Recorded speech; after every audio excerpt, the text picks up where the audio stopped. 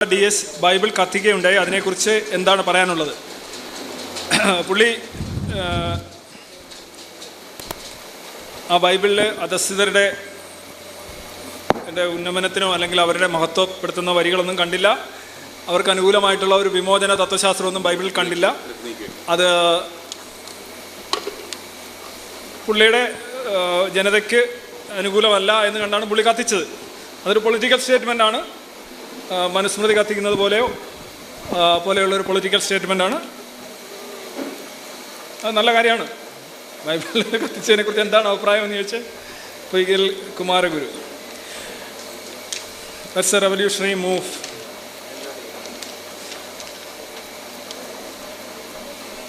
പുലയ ക്രിസ്ത്യാനികളാണ് അല്ലേ? ഒരു തിരുവല്ലയിലൊരു സംഭവം ഉണ്ടല്ലോ, ഒരു പ്രത്യക്ഷ രക്ഷാസഭ. ഇപ്പോൾ അവർ ശരിക്കും ഒരു ക്രിസ്ത്യൻ സഭയുടെ എല്ലാ